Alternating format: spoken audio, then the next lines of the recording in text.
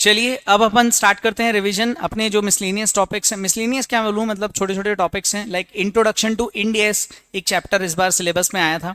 तो इस चैप्टर में अगर मैं आपको बोलूँ तो इसमें कई सारी चीज़ें दी हुई हैं कि भाई इंड एस की हिस्ट्री, एप्लीकेबिलिटी और वो सारी चीज़ें। तो मैं आपको बताऊँ, देखो अपने सिलेबस में क्या था, Indian scenario prior to introduction of Ind AS in India. तो क्या थे, पहले अपन एएस पढ़ते थे और प्लस इसके पहले साथ में कुछ और थे, क्या थे, गाइडेंस नोट्स थे। ठीक है, मैं आपको बोलूँ इस चैप्टर में अगर जो क्वेश्चंस दिए हुए हैं मॉड्यूल में, तो वो सिर्फ और सिर्फ आपकी इंडियस की एप्लीकेबिलिटी पर है। तो वो अपन ध्यान से जल्दी से समझ लेते हैं और इस चैप्टर से आगे बढ़ते हैं फटाफट से। अपने सिलेबस में शेड्यूल 3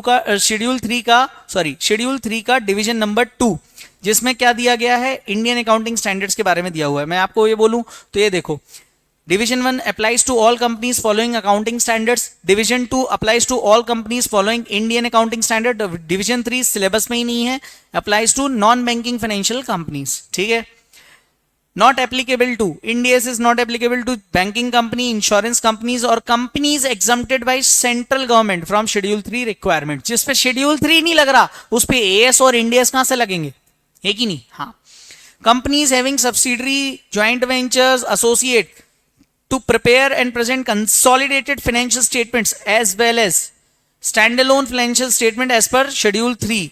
मतलब कोई होल्डिंग है उसकी सब्सिडरी, ज्वाइंट वेंचर, एसोसिएट को भी ये सब लग जाएगा, इंडियस भी लग जाएगा। इंडिया में अथॉरिटीज क्या है, सबसे ऊपर लॉ है, फिर इंडियस है, फिर शेड्यूल 3 है। एप्लीकेबिलिटी क्या हुई इंडियस की, तो फेज जो 1 था उसमें 1 अप्रैल 2016 जिन कंपनीज की नेटवर्थ कहां डिफाइन है, section 2 clause 57 of your companies act, जिसमें बोला गया कि किसी कंपनी की नेटवर्थ मोर देन और इक्वल टू 500 करोड़ है, उन पे क्या लग जाएंगे, इंडियस लग जाएंगे, मैंडेटरी। ओके सर, फेज 2 में क्या बोला गया, 1 अप्रैल 2017 से all listed and unlisted company, यहां तो सारी की सारी कोई भी कंपनी हो किसी का भी, और यहां तो सारी लिस्टेड फेज 2 में, और अनलिस्टेड जिनकी नेटवर्थ कितनी 250 करोड़ या उससे ज्यादा हो, उन पे लग जाएगा। बैंकिंग कंपनी पर अभी नहीं लगता, इंश्योरेंस पे अभी नहीं लगता। एनबीएफसी का ये आपका ऑडिट में काम आएगा, ऑडिट में चैप्टर नंबर 14। ठीक है, लिस्टेड का मतलब क्या होता है, लिस्टेड का मतलब होता है, लिस्टेड कंपनी का मतलब लिस्टेड और टू बी लिस्टेड या in the process of being listing. It can be in India और outside India. Listed can be debt और equity. Can private company be listed company? Yes, private can never be list shares but may it may list its debentures in rare cases. Hence even a private company can be a listed company. Yes or no? Answer is yes. फिर इससे related देखो कुछ questions हैं, और क्या ही है इसमें, इन questions में अगर आप नोटिस करोगे ना तो कुछ और नहीं दोस्तों, यहां पे ना आपकी नेटवर्थ चेक करके उस कंपनी पर इंडियस लग रहा है कि नहीं लग रहा है, उस सब से रिलेटेड क्वेश्चंस हैं। तो ये आप खुद ही मॉड्यूल से देख सकते हो, इतना ही कंसेप्ट इस चैप्टर में था। यहां से अपन आगे बढ़ते हैं, आते हैं थोड़ा सा शेड्यूल 3 की बेसिक रिक्वायरमेंट्स पर। तो शेड्यूल 3 अगर मैं बात करूं तो इसका एक ओवरव्यू लूं तो क्या है शेड्यूल 3, वो भी मैं आपको बता देता हूं कि शेड्यूल 3 डिवीजन 2 में पहले क्या, डिवीजन 1 में अगर आपने नोटिस किया हो तो ये आपको मालूम ही होगा सभी को कि भाई साहब आपका जो शेयर होल्डर्स फंड है, इक्विटी शेयर होल्डर्स फंड है, ऊपर आता था डिवीजन 1 में, जहां अकाउंटिंग स्टैंडर्ड लगते थे, जिन फाइनेंशियल्स पे असेट्स नीचे आते थे। बट यहां पर इंडियस में क्या होता है, असेट्स ऊपर आते हैं, non current asset, current asset, total equity and liability, share capital, other equity, non current liability, current liability, ये सारी चीजें इस तरीके से डिवीजन 2 में आती हैं। इसमें अपन ने क्या देखा कि भाई असेट्स के अंदर नॉन करेंट असेट है, उसके अंदर पीपीई है, capital work in progress, investment property, ये सब सेल्फ स्टडी वाली चीजें। इसमें रिवीजन के नाम पे कुछ ज्यादा खास है नहीं, बस हाँ फंडामेंटल्स ऑफ इंड एस के अंदर अपन ने कुछ सीखी थी चीजें कि भाई substance over form. Substance over form का मतलब क्या होता है कि भाई साहब नाम देख के ये डिसाइड मत कर लेना कि सामने वाला किस जगह पे आएगा। जैसे कि redeemable preference share capital, redeemable preference share capital, preference share capital लिखा है तो फॉर्म क्या है, शेयर कैपिटल। अकाउंटिंग स्टैंडर्ड क्या बोलता था, नाम ही अगर शेयर कैपिटल है तो ये इक्विटी शेयर होल्डर्स फंड में जाएगा। बट इंड एस बोलता है कि भाई सब्सटेंस को देखो, फीलिंग को समझो सामने वाले की, नेचर पे, मतलब उसका नेचर क्या है। ठीक है, नाम देख के मत उसको हेटरेट फैलाओ कि भाई वो नाम देख के आपने डिसाइड कर लिया कहां जाएगा, ऐसा नहीं होगा। रिडीमेबल है, हाँ मतलब कैन आई से कंपनी हैज ऑब्लिगेशन टू पे 1 डे किसी एक दिन कभी ना कभी जाके रिडीमेबल प्रेफरेंस शेयर मतलब प्रेफरेंस शेयर होल्डर्स को आपको ये अमाउंट रीपे करना पड़ेगा। हाँ सर, क्या कंपनी इस ऑब्लिगेशन को टाल सकती है? नो। तो फिर ये क्या हो जाएगी? लायबिलिटी। इसका डिस्कशन भयंकर तरीके से अपन ने फाइनेंशियल इंस्ट्रूमेंट में किया हुआ है। बस यहां पे मैंने ये पॉइंट समझाने के लिए, सब्सटेंस ओवर फॉर्म के लिए आपको समझाया था। Purchase of single asset, Ind AS 16 PP, ठीक है।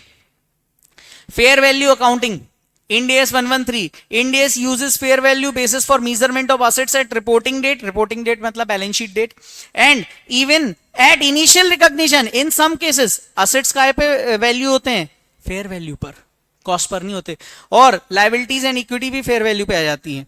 जैसे कि कुछ असेट्स ऐसे हैं, जैसे पीपीई को अगर मैं बोलूं तो इनिशियल कॉस्ट पे रिकॉग्नाइज होगा, लेकिन सब्सिक्वेंट रिमेजरमेंट कॉस्ट और फेयर वैल्यू, याद करो वैल्यू रिवैल्यूएशन मॉडल भी रहता है, इसमें कॉस्ट मॉडल भी रहता है। इन्वेस्टमेंट्स कॉस्ट पे रिकॉग्नाइज होंगे और कॉस्ट पे ही मेजर होते हैं। सर इन्वेस्टमेंट इन सिक्योरिटीज है तो फेयर वैल्यू पर रिकॉग्नाइज होंगे बुक्स में, इंड AS बोलता है। और जब अपन इनके रिस्पेक्टिव इंड AS देखेंगे, गुडविल कॉस्ट पे और कॉस्ट, लेकिन सब्जेक्ट टू इंपेयरमेंट लॉस, ठीक है।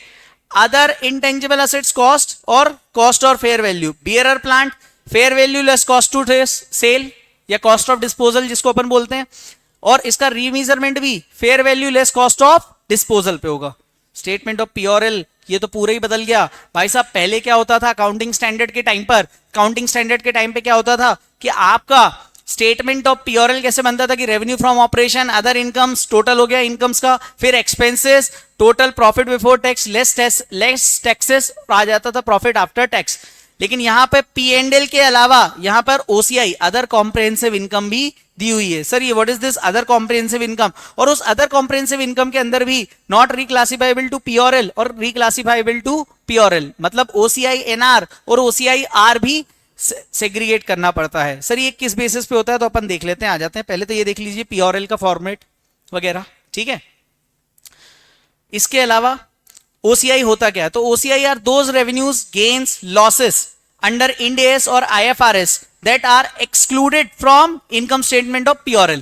इनकम स्टेटमेंट ऑफ PRL में जो नहीं आते वो सारे के सारे आइटम्स काय में आएंगे? अलग से PRL के अंदर एक और पार्ट आएगा, that will be other comprehensive incomes, और वो सारी की सारी अदर कॉम्प्रिहेंसिव इनकम्स P&L के नीचे आएंगे, ठीक है, डिवीजन 2 में।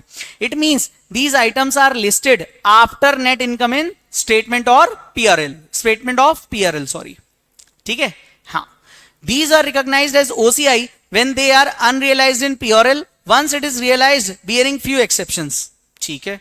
divided into two parts, reclassifiable to PRL, कुछ आइटम्स इसमें से वापस से रिक्लासीफाई होकर वापस PRL पे चले जाते हैं, और कुछ आइटम्स डायरेक्टली रिक्लासीफाइबल नहीं होते, ये डायरेक्टली जाते हैं अदर इक्विटी में। Okay, other equity balance sheet में जो आता है, अदर इक्विटी मतलब इक्विटी शेयर होल्डर्स फंड में जब अगर आप देखोगे तो वहां पे other equity statement of changes in equity के अंदर आ जाएगा ये, ठीक है। OCI रिक्लासिफाइबल के कुछ example, exchange difference of foreign operations, Ind AS 21, debt instruments through OCI, gain और लॉस ऑफ हेजिंग इंस्ट्रूमेंट्स 109 में। और नॉन रिक्लासिफाइबल कौन से होते हैं? Changes in revaluation reserve, PPE में रिवैल्यूएशन मॉडल आया, रिवैल्यू हुई लैंड, तो OCI NR में जाएगा। Remeasurement of defined benefit plans, Ind AS 19 के, equity instrument through OCI, shares of OCI income in associates and joint ventures, fair value changes relating to own credit risk of financial liability at FVTPL, will cover every point with respective Ind AS। ये सारे points मैंने आपको Ind AS के introduction और schedule 3 का एक introduction मैंने आपको दे दिया। अब अपन आते हैं सीधे सीधे इंडियन अकाउंटिंग स्टैंडर्ड नंबर 1 पर। इंडियन अकाउंटिंग स्टैंडर्ड नंबर 1 में अपन ने क्या क्या पढ़ा उसको भी देख लेते हैं। भाई इंडियन अकाउंटिंग स्टैंडर्ड नंबर 1 में नाम क्या था? प्रेजेंटेशन ऑफ फाइनेंशियल स्टेटमेंट, 5 से 6 नंबर तक का ही आता है। स्कोप क्या था कि भैया ये सारे के सारे सेपरेट फाइनेंशियल स्टेटमेंट्स पे भी लगता है, as well as consolidated financial statements पे भी लगता है, but not applicable on interim financial statement. Interim financial statement का अलग से एक इंड AS दिया हुआ है, end AS number 34।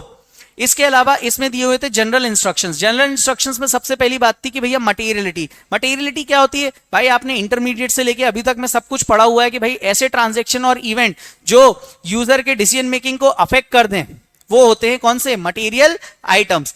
End AS 1 require करता है कि items of dissimilar nature, Ind AS 1 requires items of dissimilar nature को अलग लिखो, items of similar nature similar class को अलग लिखो, should not be aggregated to obscure material information being presented disclose to users of financial statement. पहली बात क्या दी थी जनरल इंस्ट्रक्शन में, मटेरियलिटी, और उसमें दो रिक्वायरमेंट है कि भैया आइटम्स ऑफ डिसिमिलर नेचर जैसे CSR एंड डोनेशन एक्सेट्रा, इनको अलग अलग डिफाइन करो, ठीक है, ये मटेरियल आइटम्स हैं। आइटम ऑफ सिमिलर नेचर जैसे donation to political parties and non political parties, but point क्या है, आपने डोनेशन दिया but different class, similar nature का है मतलब डोनेशन है, डिफरेंट क्लासेस को दिया मतलब एक पॉलिटिकल पार्टी को दिया दूसरा नॉन पॉलिटिकल पार्टी को दिया, तो इनको भी अलग से आपको दिखाना पड़ेगा। Should not be aggregated to obscure material information, ये एग्रीगेट में एक साथ मत लिख देना, अलग अलग लिखना है, ऐसा बोलता है कौन, इंड एस 1। दूसरा जनरल इंस्ट्रक्शन बोला है ऑफसेटिंग का। सर ऑफसेटिंग मतलब नेटिंग इनकम एंड एक्सपेंसेस और assets and liabilities while preparing financial statements. Rules क्या है ऑफसेटिंग करने के लिए, भाई रूल मतलब नेट सेटलमेंट कर दो, नेट लिख दो, इनकम और एक्सपेंसेस को नेट करके लिखो, सिंपल, ठीक है। इसके रूल्स क्या है, only when permitted by particular Ind AS, जैसे कि Ind AS 32 requires financial assets and liabilities to be set off if entity intends to offset or realize or settle the liability। अगर entity की intention है तो end AS 32 allow करता है offsetting को, तो जब तक इंड एस अलाउ नहीं करता पार्टिकुलर तब तक आप नहीं कर सकते, ओके। दूसरा setting of provisions on assets with carrying amount of assets, provision अगर कोई एसेट्स पे बना हुआ है और उससे रिलेटेड कोई कैरिंग अमाउंट भी एसेट की बैलेंस शीट में अवेलेबल है तो इनको सेटल ऑफ कर दो। मतलब कि जैसे आपका ट्रेड रिसीवेबल है तो उसमें से प्रोविजन फॉर डाउटफुल डेट्स हटा दो, या अगर आपका पीपीई दिया है तो प्रोविजन फॉर डेप्रिसिएशन भी हटा के उसको नेट सेटलमेंट वाले अमाउंट पे दिखाओ। मान लो आपकी पीपीई 10 लाख की है और प्रोविजन फॉर डेप्रिसिएशन 2 लाख का है, तो आप नेट सेटलमेंट करके 8 लाख रुपए दिखाओ, गॉट इट। हाँ, offsetting is required when it presents substance of the transaction। offsetting तभी required है जब substance of the transaction दिखे, जैसे setting of contingent asset with liabilities या setting of insurance claim with losses, और या फिर आपकी रेगुलर प्रैक्टिस है जैसे फॉरेक्स गेन और लॉस को आप सेटल ऑफ कर देते हो, गेन और loss on sale of PPE कर देते हो, ठीक है। तो दो आपके मैंने जनरल इंस्ट्रक्शंस बता दिए, मटेरियलिटी और ऑफसेटिंग वाला। अब आते हैं कंपैरेटिव्स पे।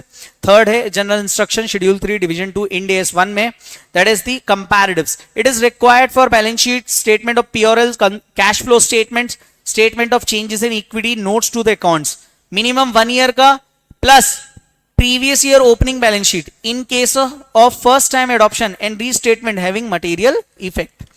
सीधी सी बात है, कंपैरेटिव इंफॉर्मेशन आपको देनी पड़ेगी किस किस केस में सर, बैलेंस शीट के लिए, पीओएल के लिए, कैश फ्लो स्टेटमेंट के लिए, सोकी के लिए और नोट्स टू दी अकाउंट्स के लिए कंपैरेटिव इंफॉर्मेशन देनी रहेगी, मिनिमम 1 साल की देनी पड़ेगी। साथ में ये याद रखना है कि भाई साहब प्रीवियस ईयर का ओपनिंग बैलेंस शीट भी देना पड़ेगा, वो भी कब, जब फर्स्ट टाइम एडॉप्शन हो या रीस्टेटमेंट हो, okay. Entity can disclose comparatives for more than 1 year. अपनी इच्छा से आप 2 साल का भी दे सकते हो, 5 साल का भी दे दो, अपना क्या जा रहा है, लेकिन मिनिमम 1 साल का दे देना, okay, yes.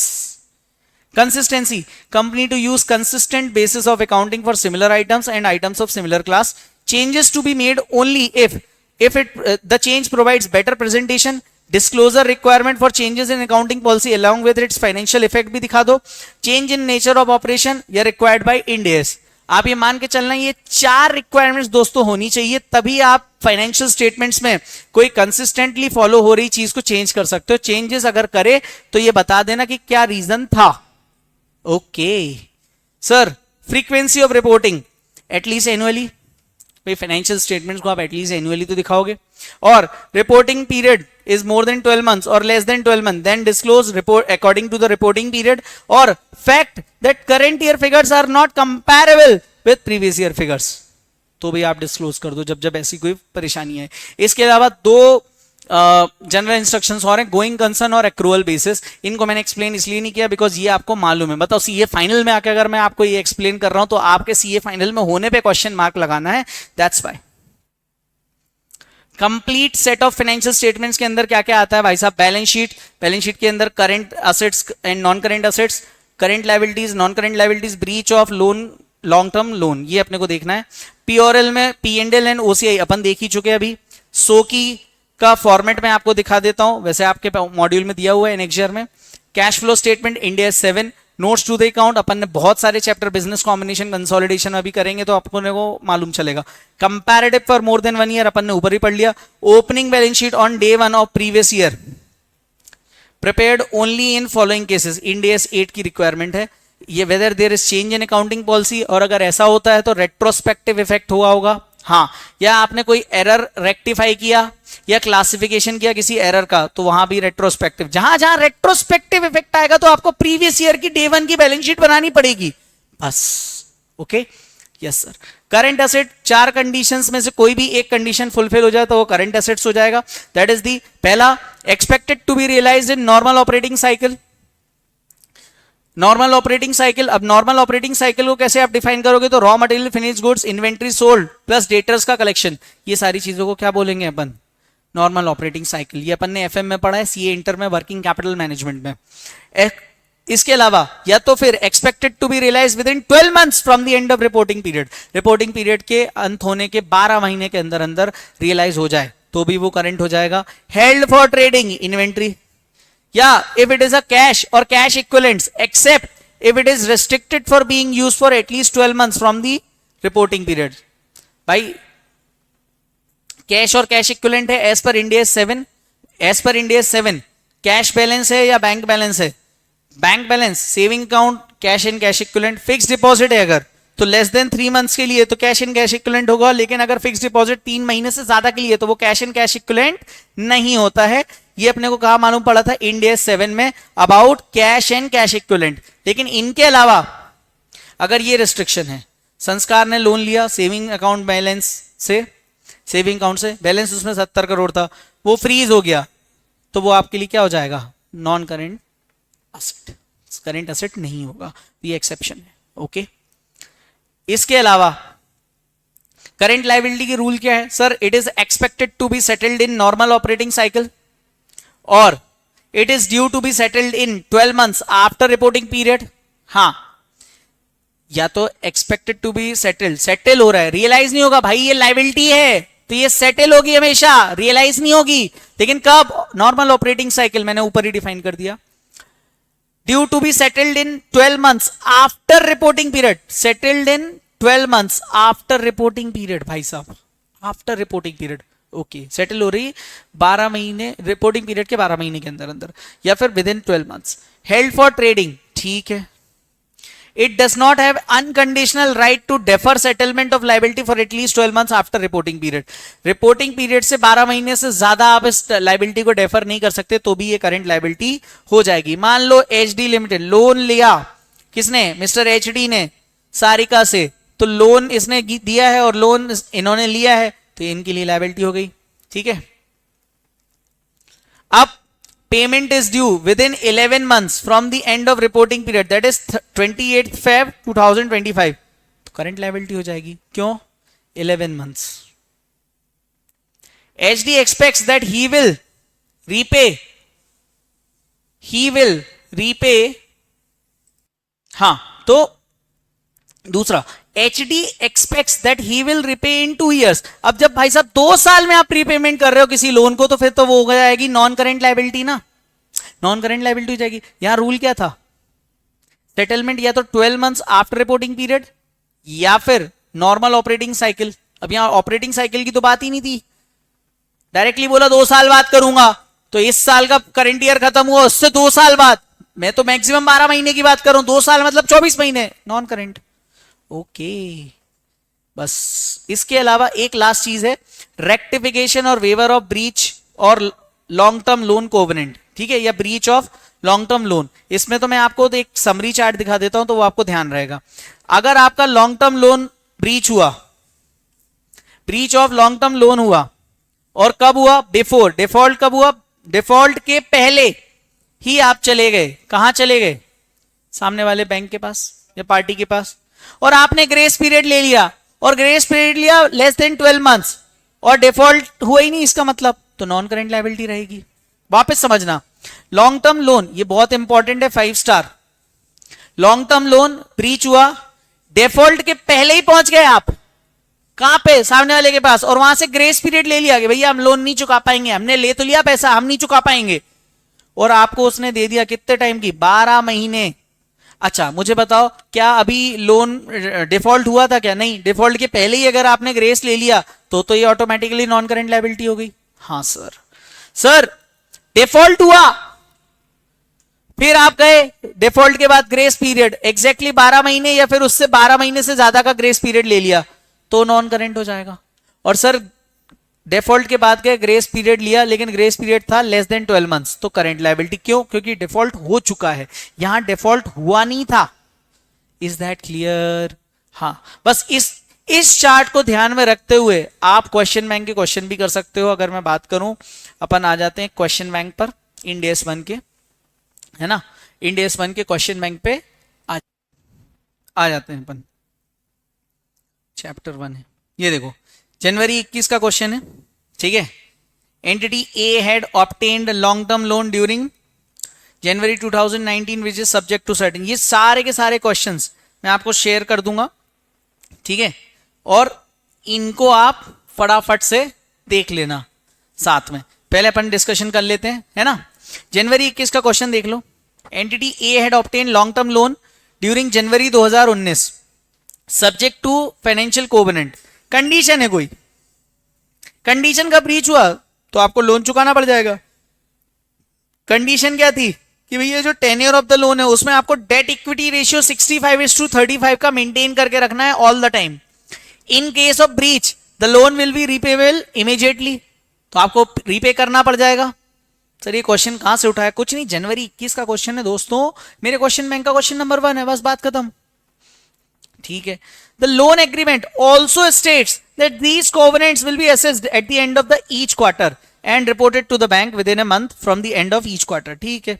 You are required to show how the loan will be classified as on 31st March 2020, ठीक है। 31 मार्च 2020 को बताओ, if at the financial year end entity A determines that if it is not in breach of any of the covenants। भाई simple सा बोल रहा है कि अगर कोई भी breach of covenant नहीं हुआ, जब कुछ हुआ ही नहीं तो क्या हो जाएगा? Non current. क्यों भाई? 31 मार्च 2020 को ये कितने टाइम के लिए लोन लिया है इन्होंने? कितने टाइम तक के लिए? आप देखो लास्ट में, the entity closes its annual on 31 March each year. तो देखो जनवरी 2019 में लोन लिया, पहला ईयर एंड कब होगा? फटाफट से बताओ सर, पहला ईयर एंड कब होगा? तो मुझे बताओ, जब ब्रीच ही नहीं हुआ तो ये नॉन करंट हो जाएगा पहले वाले में, ठीक है। चलो, at the quarter ending on 31 December 2019 entity A debt equity became 75:25 and thus breaches the covenant. However, it obtains a waiver from the bank. The terms of the waiver specify that if entity A rectifies the breach within period of 12 months from the reporting date, then the bank cannot demand repayment immediately on account of breach during this period. तो मुझे बताओ, breach तो हुआ, लेकिन breach होने के बाद, however, breach के दौरान क्या लिखा है? उन्होंने क्या किया? वेवर ले लिया और 12 महीने से ज्यादा का टाइम ले लिया या 12 महीने का टाइम लिया तो भी नॉन करेंट है कि नहीं? इसके बाद last, considering the same facts in the second above except obtaining the waiver clause, except obtaining the waiver clause, जब वेवर क्लॉज ही नहीं लिया तो भाई साहब फिर तो आपके लिए करंट लायबिलिटी होगी। आपने डिफॉल्ट किया और वेवर क्लॉज ही नहीं लिया तो ये हो जाएगा। एक क्वेश्चन नंबर 2 मैंने एलडीआर मार्क करके रखा था, और इसके अलावा एक है क्वेश्चन नंबर 4, ठीक है, मई 2023 का क्वेश्चन ये, ठीक है, मई 2022 का क्वेश्चन, और ये कौन सा क्वेश्चन है? जुलाई 2021 का। जुलाई 21 का ये मॉड्यूल का ही क्वेश्चन है, चार्म लिमिटेड वाला। इसमें ऑपरेटिंग साइकिल आपको 15 महीने की दी हुई है। कंपनी के पास कुछ ट्रेड रिसीवेबल्स हैं which are receivable within a period of 12 months from the reporting date, that is 31st March 2021. With respect to the following transaction which took place during the financial year 2020-21, give your opinion based on the relevant Ind AS. Company has received a contract of 10 crores as on 31st March 2021. Terms हैं कि भाई security deposit देना पड़ेगा 20% of the contract value, मतलब 10 करोड़ का contract है 20% security देनी पड़ेगी, मतलब आपको कितना पे करना पड़ेगा उसको, 2 करोड़। लेकिन ये जो 2 करोड़ है ये आपको वापस मिल जाएंगे जब आपका कॉन्ट्रैक्ट खत्म होगा। The contract will be completed in about 14 months. 70% of the deposit will be refunded immediately and the balance 30% will be refunded after 3 months from the completion of the contract. 70% आपको immediately मिलेगा और बाकी का remaining बाद में मिलेगा 3 महीने के बाद। The company wants to present the security deposit of 2 crore as non-current. नहीं कर सकती कंपनी, क्यों? क्योंकि भाई साहब 2 करोड़ आपको क्या पूरे मिल रहे हैं इकट्ठे एक साथ? नहीं, आपको कितने मिल रहे हैं?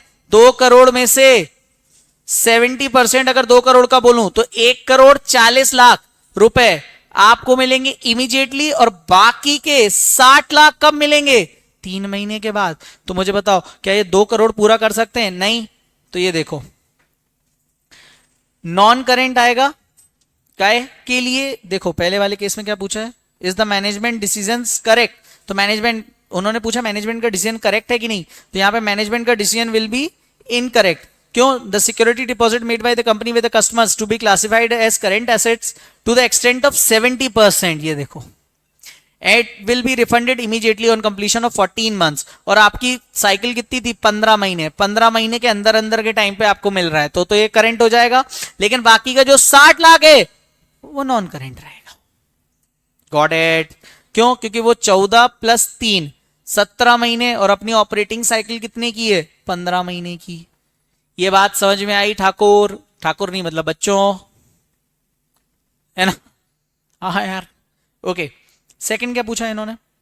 Company has some trade receivable that are due after 14 months from the date of balance sheet. The management of the company expects to receive the amount within the period of the operating cycle. Despite the fact these are receivable in 14 months, is the management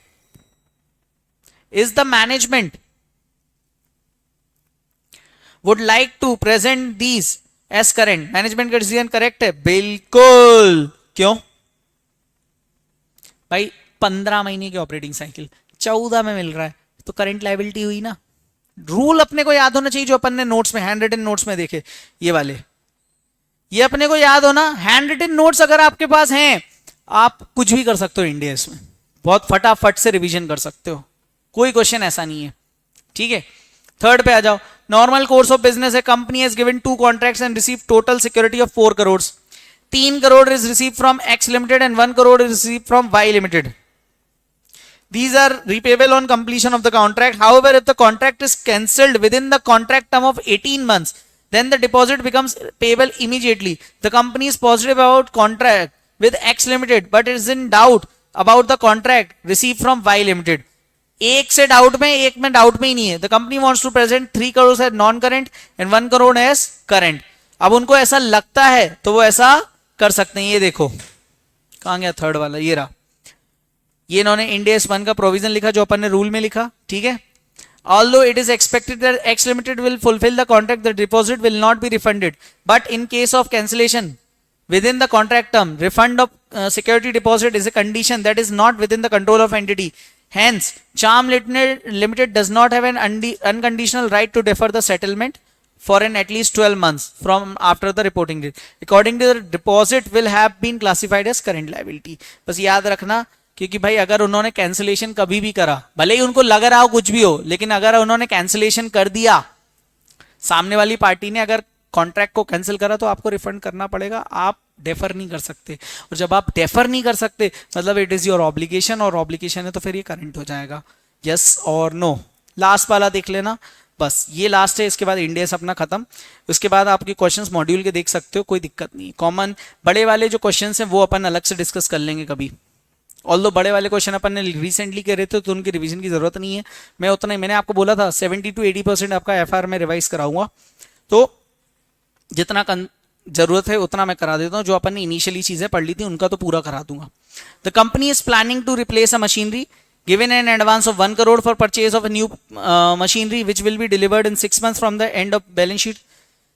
Sold the old machinery for 0.5 crore, the payment for which is due in 10 months from the balance sheet. The company wants to present both these amounts as current since they will be settled within 12 months from the end of reporting period. मुझे बताओ क्या ये हो पाएगा? भाई साहब आपने एक तरफ तो क्या कर लिया, भेज दिया, एडवांस आया आपके पास, एडवांस ऑफ आपने दिया ना, अरे क्वेश्चन को आप पढ़ोगे ध्यान से, तो 1 करोड़ रुपए का क्या हुआ, परचेज करी आपने न्यू मशीनरी, उसके लिए आपने एडवांस दिया 1 करोड़, मशीनरी आई थोड़ी है आपके पास, क्या रियलाइज हुआ, नहीं। Capital advances are given for procurement of PPE, typically the management decision to classify the payment of 0.5 as current is correct since the payment will be realise in less than 12 months from the reporting date, but PPE वाला थोड़ी होगा, तो वो तो incorrect हो जाएगा, क्यों, क्योंकि आपने एडवांस दिया है अभी, यस और नो, तो वो नॉन करेंट होगा आपके लिए, गॉट इट। चलो बाकी थर्ड वाला बहुत आसान है, आप देखोगे कर लोगे, फोर्थ वाला भी आसान है, तो इसी के साथ अपना इंड एस 1 भी समाप्त हुआ। देखो तो अपन ने 30 मिनट के अंदर इंट्रोडक्शन टू इंड एस 1 के कंसेप्ट देख लिए, एग्जाम ओरिएंटेड पर्पस से जितने भी इंपॉर्टेंट थे, आपका शेड्यूल 3 का ओवरव्यू देख लिया थोड़ा बहुत, और इंड एस 1 में कुछ क्वेश्चन देख लिए और अपने कंसेप्ट देख लिए सारे, ठीक है। अब अपन आ जाते हैं किस पे, फटाफट से इंड एस 34 पर, इंड एस 34 पर आ जाते हैं इंड एस 34 पर, और अपने को हार्डली देखो 31 टू 32 मिनट्स लगे होंगे, कितने 31 मिनट्स, वाह यार, ठीक है। नाम क्या है इंड एस 34 का, इंटरिम फाइनेंशियल रिपोर्टिंग, इंटरिम का मतलब financial statements for a period less than 1 year, financial statements किस पीरियड के लिए, 1 साल से कम के लिए, पीरियड कौन से, करंट ईयर होता है और लास्ट ईयर, क्वार्टर्स होते हैं, क्वार्टरली स्टेटमेंट्स, तो 1 जुलाई से लेके 30 जून तक एक क्वार्टर हुआ, बेटा क्वार्टर वो वाला नहीं, हाँ फाइनल में हो, behave yourself, control yourself, article shift कर चुके हो, तो एक, अच्छा लास्ट ईयर क्या हुआ, 1 जुलाई 2022 से लेके 30 सितंबर 2022, और करंट ईयर में क्या होगा, वही क्वार्टर 1 जुलाई से लेके 2023 से लेके 30 सितंबर 2023, ठीक है। Period up to date, year starting to quarter end, quarter end, year end मत कर देना, हमेशा याद रखना यहां क्वार्टर्स की बात होगी, क्वार्टर में था क्वार्टरली मंथ्स, है ना। क्वार्टर 1 क्या होगा, 1 अप्रैल से 30 जून, 1 जुलाई से 30 सितंबर, 1 अक्टूबर से 31 मार्च, सॉरी दिसंबर, और 1 जनवरी से 31 मार्च, ये हाईली सीजनल पीरियड्स होते हैं बेसिकली। बेसिस क्या है इस इंड एस का, each quarter is to be treated as complete accounting year, मतलब हर एक क्वार्टर को आप एक कंप्लीट अकाउंटिंग पीरियड मान के चलो। डेफरमेंट इज डिसअलाउड, यहां डेफरमेंट डिसअलाउड होता है, याद रखना, डेफरमेंट कभी भी अलाउड नहीं होगा, और जो टैक्स रेट होगा, टैक्स एक्सपेंस होगा, वो एनुअल एवरेज टैक्स रेट के बेसिस पे निकालना रहेगा, बस इसके अलावा कुछ भी नहीं, इसमें कंसेप्ट खत्म हो गया है, हाँ इससे ज्यादा कुछ भी नहीं है, इतना ही अपने को देखना था इंटरिम फाइनेंशियल रिपोर्टिंग में। सिंपल क्या होता है, financial statements for a period less than 1 year, हाँ करंट ईयर में अगर कोई क्वार्टर चालू हो रहा है, लास्ट ईयर भी उसी हिसाब से क्वार्टर चालू हुआ होगा, ये याद रखना। क्वार्टर्स कौन कौन होते हैं, ये और ये 2 रूल्स, एक ईच क्वार्टर को हमेशा आप हर एक क्वार्टर को क्या एक अलग सेपरेट अकाउंटिंग पीरियड मान के चलोगे, दूसरा डेफरमेंट डिसअलाउड है, और तीसरा जो टैक्स एक्सपेंस है वो एनुअल एवरेज टैक्स रेट के बेसिस पे कैलकुलेट होगा, दैट्स इट। आ जाते हैं मॉड्यूल के इलस्ट्रेशन नंबर 3 पर। सो आ जाते हैं अपन इलस्ट्रेशन नंबर 13 पर। याद रखना बस इसमें ना 2 से 3 चीजों पे ही क्वेश्चन आता है, बस और कुछ नहीं। ये मॉड्यूल के सारे इसी टाइप के क्वेश्चन है, आरटीपी भी आप देखोगे ना तो इसी टाइप के क्वेश्चन है। एक तो टैक्स एक्सपेंस को आपको क्या करना है, AAT method, average annual average tax rate method से इसको वैल्यू करना है, और दूसरा अकाउंटिंग पीरियड, ये हर एक क्वार्टर को एक कंप्लीट अकाउंटिंग पीरियड मानना है, अलग से एक अकाउंटिंग पीरियड मानना है, और डेफरमेंट किसी भी एक्सपेंस का नहीं कर सकते। अगर कोई एक्सपेंस हो रहा है तो वो पूरे साल का हो रहा है, उसको डेफरमेंट नहीं कर सकते आप, बस ठीक है। चलो आ जाओ। Innovative corporation private limited CICPL is dealing in seasonal product and the sales pattern of the product quarter wise is as under during the financial year 2011-12 is given। पहले क्वार्टर में एंडिंग ऑन 30 जून 10% सेल हुई आपकी, 30 सितंबर वाले जो quarter and हुआ उसमें भी 10%, third quarter जो था 31 दिसंबर को जो ओवर होता है उसमें आपकी 60% ऑफ द सेल्स हो रही है, और quarter number 4 20%। For the first quarter ending on 30th June 2011, ICPL has provided you the following information: sales 70 crores, employee benefit expense 25, administrative cost 12 crore, finance cost 4 crore. ICPL while preparing interim financial report for the first quarter wants to defer 16 crores expenditure to third quarter। भाई ये जो data दिया है ना, ये first quarter का दिया हुआ है। अब वो क्या बोल रहे हैं कि ये जो फर्स्ट क्वार्टर में एक एक्सपेंडिचर आया होगा, उसको वो डेफर करना चाहते हैं 16 करोड़ के एक्सपेंडिचर को थर्ड क्वार्टर में।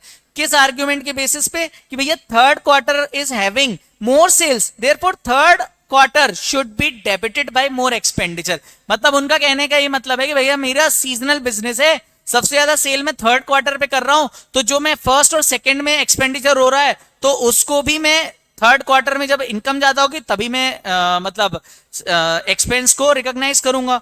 Considering the seasonal nature of the business and that the expenditures are uniform throughout the quarter, और आपके जो एक्सपेंडिचर्स हैं वो throughout the quarter uniform है, ठीक है। Calculate the result of first quarter as per Ind AS 34 and comment on companies view. Company का जो व्यू है उस पर कमेंट करो और result of the first quarter पे एक मतलब results of the first quarter as per 34 end AS 34 calculate करो। मुझे बताओ क्या ये जो 16 करोड़ का डेफरमेंट है ये अलाउड है क्या? सर हमने क्या पढ़ा, इंड AS डेफरमेंट इज डिसअलाउड, खत्म। पहले हम बनाए, अच्छा 5 मार्क्स का है तो जो जो चीजें उसने पूछी वो बताना। तो पहले रिजल्ट ऑफ फर्स्ट क्वार्टर बता दो। Statement of PRL for the quarter 1 ending on 30 June. Revenue from operation 70 crore, other income कुछ भी नहीं थी, टोटल इनकम हो गई अपनी 70 crore. Employ benefit expense 25, other expense 12, finance cost 4, total expense 41। Profit after tax, क्योंकि इसमें टैक्स एक्सपेंस कुछ है ही नहीं ना, तो अपन यही प्रॉफिट बिफोर टैक्स या profit after tax direct 29 crore हो जाएगा। Deferment of 16 crores expenditure is not allowed as per Ind AS 34 from quarter 1 to quarter 3. Therefore, contention of the company is wrong. खत्म हो गया क्वेश्चन। ये पूरे 5 मार्क्स आपको short मिल जाएंगे, ठीक है। क्यों? क्योंकि डेफरमेंट अलाउड नहीं है। आपने अकाउंटिंग स्टैंडर्ड 25 भी पढ़ा होगा, नहीं पढ़ा तो आप मत पढ़ना, आप तो Ind AS 34 ही पढ़ लो, आपका टाइम भी नहीं है तुम्हारे पास इतना, है ना, यही कर लो। सेम है। क्वेश्चन नंबर 2, ये एग्जाम में आने की ज्यादा प्रोबेबिलिटी है, इसको LDR मार्क कर लेना। Narayana limited provides you the following information and ask you to calculate the tax expense for each quarter assuming that there is no difference between the estimated taxable income and estimated accounting income। estimated gross annual income कितनी इनकी 33 lakhs, इसमें से capital gain वाली income कौन सी है 8 lakh. estimated income of quarter 1 is 7 lakhs, quarter 2 is 8 lakhs, quarter 3 including estimated capital gains of 8 lakhs is 12। मतलब आपकी ये जो 12 है इसमें से 8 लाख कैपिटल गेन वाली है, 4 लाख कौन सी है normal. Quarter 4 6 lakh. Capital gain पे टैक्स रेट है 12%, अदर इनकम पे फर्स्ट 5 lakhs पे 30% और बैलेंस पे 40%। ये मई 19 में एग्जाम में आ चुका है क्वेश्चन। अपने को क्या करना है, calculation of annual average rate of taxation निकालना है। कैसे निकालेंगे, कैपिटल गेन्स टैक्स 8 लाख की इनकम पे निकाल लो अलग से। क्यों? क्योंकि उसका कैपिटल गेन का रेट अलग होता है, simple. 8 lakh into 12%। Taxes on 5 lakhs। अच्छा इसके अलावा देखो टोटल 33 lakhs है, लेस करो आप 33 में से 8 लाख, कितना बचा 25। अब इस 25 को अपने हिसाब से देख लो, 25 में से 5 लाख पे 30% लगेगा इनिशियल, और रिमेनिंग 20 लाख पे 40%। टोटल कितना आ गया 10,46,000। 10,46,000 डिवाइड बाई 33 lakhs इंटू 100, तो ये आ जाएगा एनुअल एवरेज टैक्स रेट 31.70%। ठीक है। अब क्वार्टर 1 में कितनी इनकम थी 7 लाख, दूसरे में 8 लाख, तीसरे में 12 लाख और चौथे में 6 लाख। हर को सभी को 31.70 से इंटू कर दो। बस याद रखना दोस्तों, याद रखना क्या, कुछ बुक्स में ये कैलकुलेशन दी हुई है, बट मैं आपको, ठीक है, ये आ गया आपका टैक्स एक्सपेंस हर बार का, बट रेकमेंडेड ये है।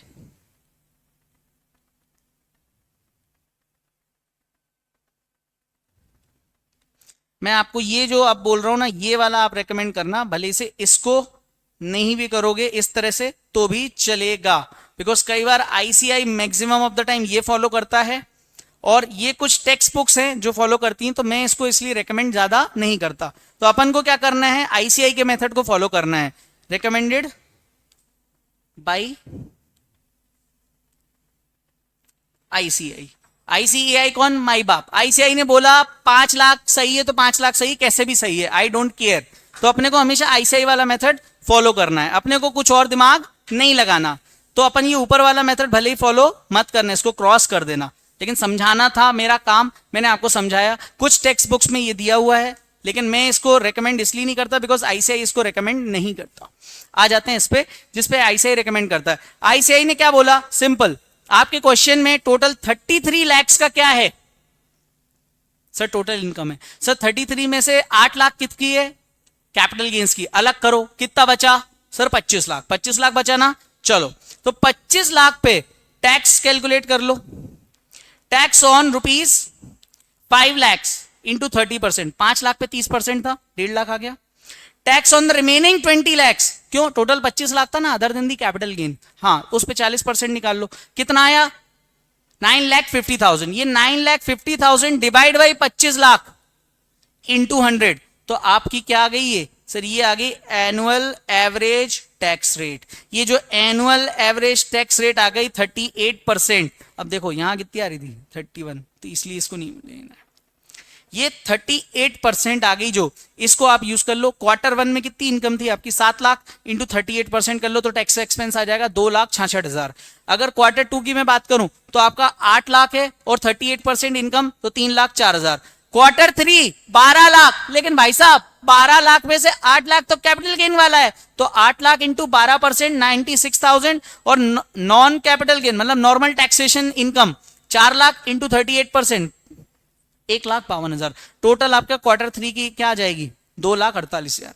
क्वार्टर नंबर 4, बस ये 2 क्वेश्चन है, ये सबसे टफेस्ट क्वेश्चन था इस चैप्टर का। इसी के साथ अपना इंड AS 34 भी खत्म होता है। अब अपन अगला जो चैप्टर लेंगे दोस्तों, वो लेंगे Ind AS 115, that was revenue, और उसके बाद आएंगे अपन Ind AS 103, that was business combination, और उसके बाद आएंगे अपन Ind AS 27, 28, 110, 111 and 112, that was consolidation, जिसमें 5 इंड AS हैं आपके। ठीक है, तो ये अपना सीक्वेंस है, मैंने वापस से एक्सप्लेन कर दिया, और अराउंड 42 से लेके 43 मिनट्स में हमने अभी 4 टॉपिक्स खत्म कर लिए। I hope I am very much clear with this. आप इसके अकॉर्डिंग रिवीजन करेंगे और इन इंड AS को भी खत्म कर देंगे। उसके बाद अपन कंसोलिडेशन के बाद कुछ चैप्टर्स अपने बच्चे लाइक 21, 23 ये वाले देख लेंगे, जो भी अपने रिवीजन शेड्यूल में होंगे। आई होप आपकी रिवीजन अच्छी चलेगी। जैसे जैसे जो इंड AS खत्म हो, अपन तुरंत उसके सारे क्वेश्चंस खत्म कर दो और उसके बाद अगला वीडियो देखो, ऐसा करते चलना है। अपना FR में जो एक लोड रहता है ना कि यार बहुत बड़ा सब्जेक्ट है, कुछ नहीं है बड़ा सब्जेक्ट। बताओ अपन ने चौथे 5वें वीडियो में तो अपन ने ऑलमोस्ट 30% सिलेबस खत्म करने पे आ गए 20% पे, राइट। चलिए मिलते हैं अगले वीडियो पे, बाय।